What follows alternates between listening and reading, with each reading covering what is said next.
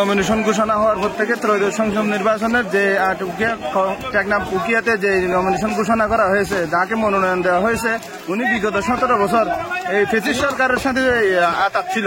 উনার কোনো মামলা হয় নাই। উনার আওয়ামী লীগ সরকারের বিরুদ্ধে আতাত করে চলার কারণে আমরা উকিয়া টেকনাফবাসী এই উনার নমিনেশন প্রত্যাহারের জন্য বাংলাদেশ বিএনপিকে এই আহ্বান জানাচ্ছি।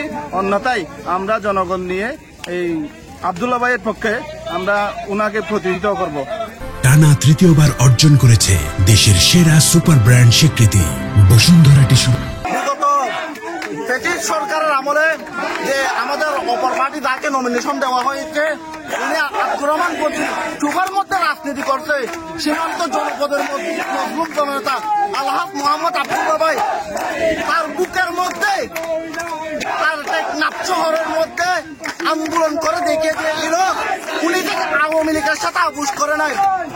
উনি এই বিএনপি রাজনীতি করার কারণে উনার শিশু সন্তানকে হারাতে হয়েছে। উনার বৃদ্ধ পিতাকে সরকারের আমলে পুলিশ পেটুয়া বাহিনীরা উনাকে টানা টেনে গিয়ে নির্যাতন করা হয়েছিল। উনি 70টার অধিক মামলার আসামি হয়েছিল।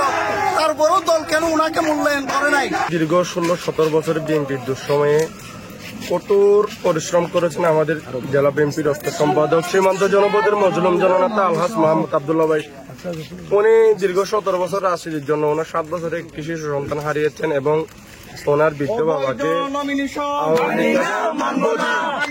নির্যাতিত করে বোমভাবে ওনাকে পিটিয়ে দীর্ঘ 7 বছর মৃত্যুবরণ করেছেন। আমাদের তারেক রহমান বলেছেন তরুণ ত্যাগীদের মাধ্যমে বাংলাদেশ বিনির্মাণ করবেন। আজকে হঠাৎ করে এই রায় আমরা মানার জন্য একদম প্রস্তুত না। আমাদের হৃদয় রক্তকরণ হচ্ছে এই রায়।